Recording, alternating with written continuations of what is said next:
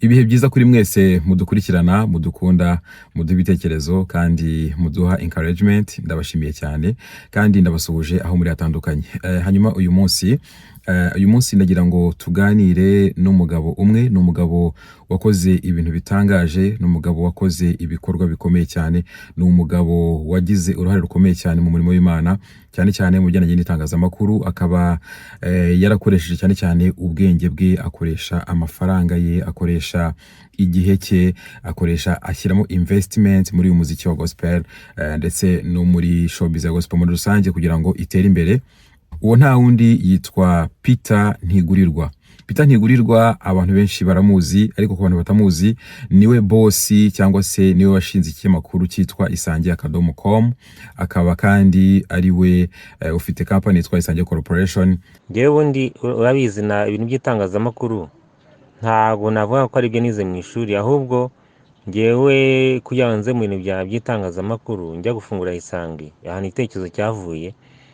Njye nigaga muri KIST, ubwo nize muri KIST, ubwo baduha assignment hari muri 2008, baduha assignment yo gukora ama website. Ariko ko nakundaga ibintu byo gusenga, ndavuga nti website yanjye nzashyiraho iyo content, kuko bari badusabye ko buri muntu agira content ye yihariye.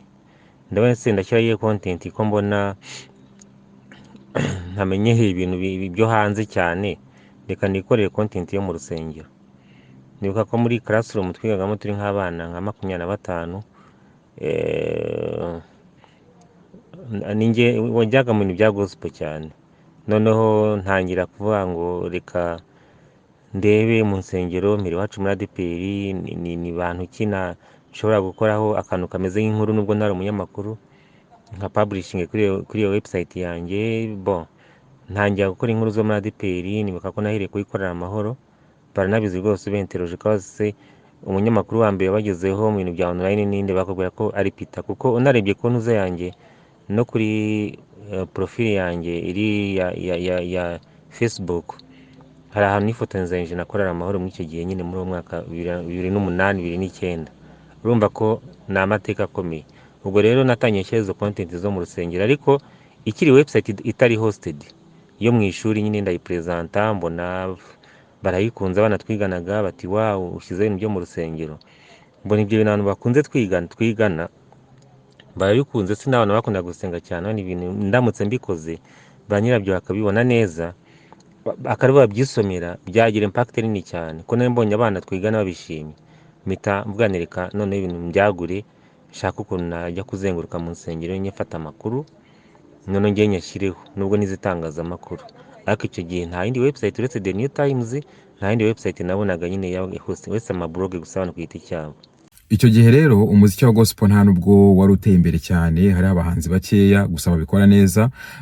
Ariko aravuga ati ntago ndi bujye gukora mu bahanzi ba sekira cyane ko nabo bari bahari ndetse aba star icyo gihe. Ndetse aravuga ati ntago ndi bukore kuri politiki, ahubwo umurongo wanjye ni ugushyira imbaraga zanjye n'ubwenge bwanjye bwose muri gospel music. Tukiri aho ngaho muri 2009 haje abantu bo ku gihe, nabo batangira ibya online.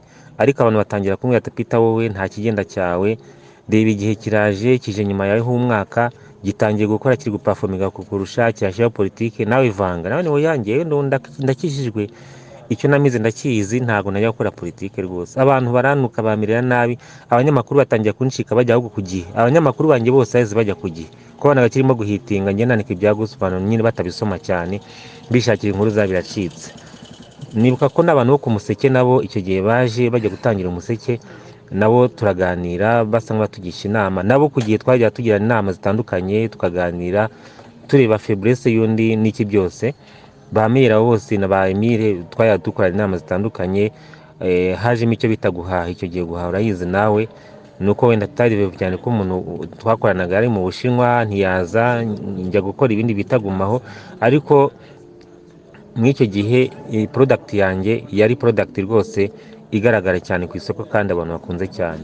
Ibyo byaguha rero nabyo byatumye imenyekana muri leta, kuko urabizi ko nigeze no kugira amahirwe yo kujya kubona na president, njya kuri stade regional aho yarimo kwiyamaza muri 2010. Ninjye wavuze ijambo nk'umuntu nyine uhagarariye urubyiruko mu mujyi wa Kigali, njye ari watsinze product yanjye ya online niyo yabashije gupasinga.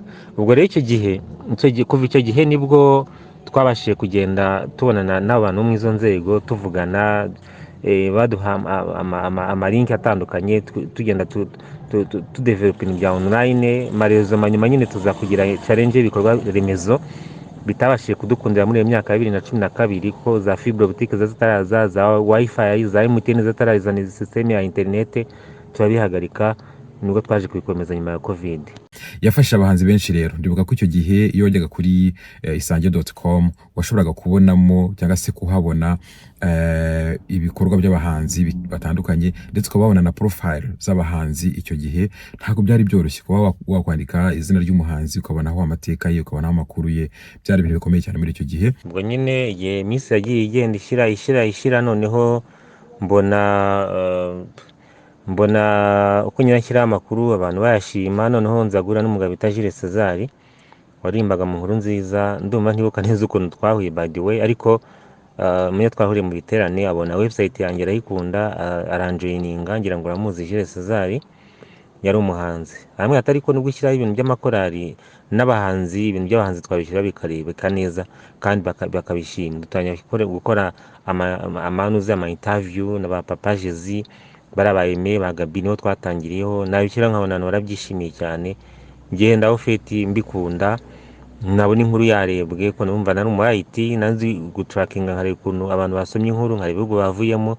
Abantu batangira kujya bamamaga ko nashyira telefone, nimero za telefone zanjye bakamamagara bati wa ibintu ni byiza cyane. Okay, ndabikunda ntangira kubijyamo cyane. Nyuma yaho rero nibwo naje uko nakoraga kuri kaminuza ya Iniraq, ndi umu IT, ninjye wakoraga mu bintu bijyanye na networking no kureba ko nyine computer z'abanyeshuri ziri ambonita. Ubwo ntangira nyine kuba bize nkakora akazi nkora na online, ariko nyuma nyine bisa nk'ibigonganye nkabona Isange isa nkaho yakwinjiza amafaranga kandi kuidevelopa aricyo byamarira kuruta akazi gukorera abandi bantu. Ko nari maze nk'imyaka nk'ibiri nk'itatu cyangwa 3 ndi kuyikora kuri Isange, mbona byagenda nabana, ariko kuki ntajya kudevelopa ibintu nkareka akazi k'aba bantu. Ubwo ntangira kugenda mva mu kazi buhoro njya kwikorera. Muri ako kazi rero nagiye mpura n'abantu batandukanye. Steven Karasalemanu twahuye mbere, hari abana benshi twagiye dukorana mbare kubita abana ba Jideo, ba Nikodemu, hari abanyamakuru benshi cyane benshi. Nawe wagiye wandika inkuru n'ubwo ndutari umukozi uri permanent, ariko nabaza abakozi abantu bakoze baciye muri media bakoze kuri Isange bajyaga kuri 80.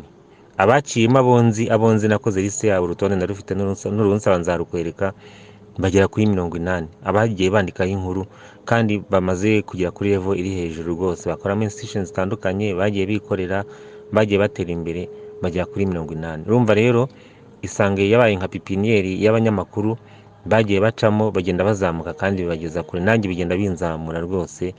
Nibaza yuko twakomeje kujya tudevelopa, ariko dukorana n'ama project atandukanye, kuko ntago byari itangazamakuru gusa, ahubwo twakoze n'ibintu bifite aho bihuriye no kuzamura societe.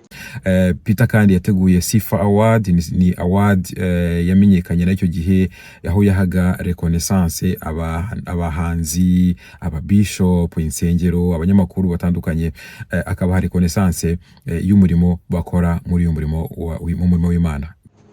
Urabizi twakoze Sifa Award, ariko mbere ya Sifa Award twakoze Isange Tour, tuzenguruka mu ma eglise hirya no hino dukora ibitaramo. Hari abahanzi nka Bright bagiye bazamukira muri Zion Temple, twagiye tubagezayo barabimya gatuti. Hari abana benshi ni ibintu byasaba umwanya munini cyane baciye bazamukiye muri Isange Tour yazengurukaga mu nsengero. Twabikoze inshuro nyinshi kandi abapasiteri babona ko bagira ubumwe n'abahanzi. Icyo kintu ntabwo cyabaga nitwe twakizanye. Noneho hakaza za Sifa Award nazo wabonye ko zigeze ku rwego twari tugize kuri edition ya 6. Covid yabaye tugize kuri edition ya 6, aho twujuje Marriott Hotel, twarayujuje, abantu basubirayo kandi yari haje aba VIP gusa. Urumva rero ahantu hateraniye ministers 3 baje kwatendinga igikorwa cya gospel cyo guhemba abantu b'indashyikirirwa, ko twahembaga ama ONG, tugahemba ibigo bitandukanye, tugahemba inzego za leta zitazuriye na gospel, tugahemba ku giti cyabo, tugahemba amakorali n'abahanzi. urumva revo twari tugezeho ko ari ugutumira noneho abantu bava hanze, bakora gospel yo hanze, tukabatumira tukabahemba, kuko ni reward si award. Icyo kintu baragishimye, ariko nabaye nyihagaritse kugira ngo abantu bongere bagikumbure, wenda nimbona ubushobozi ngo mu gihe kiri imbere nk'imyaka 2 cyangwa se umwaka umwe nzakigarura ku buryo abantu bazongera kwinjenga sifa reward. Aha, arakoze Peter Ntigurirwa. Twanamubajije aho isange.com, Isange Corporation iri uyu munsi, ese ihagaze gute, bari gukora iki, bari gutegura iki, bageze ku uyu munsi, bahagaze gute? Reka tumwumve ko yadusubije nanone.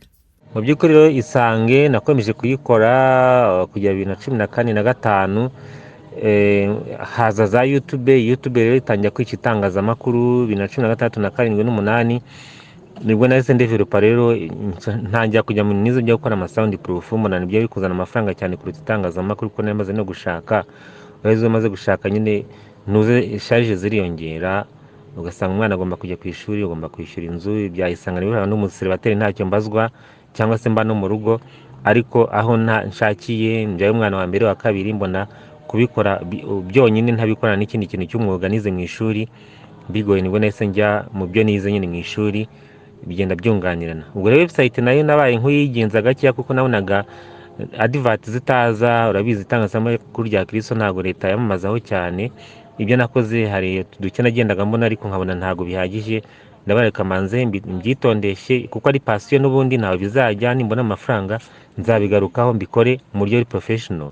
Ubwo rero niyo magaze ubu ngubu. Isange iriho, yabaye isange.rw.com, iriyo nkuru nyine ariko za kera z'amanaliza, ariko ngiye nagize aho niyibera umunyamakuru wanaliza, ariko nzi ko igihe cyari cyose nzagaruka nkajya nkora, kandi iyo nanditse inkuru rwose abantu bayisoma. Aya nk'inkuru ya nkuru ya Masumbuko asorwa i Remera, iriya nkuru ni yanjye, igihe bamuzakubwiriza urabona ko yese ibusting ikajyana hose.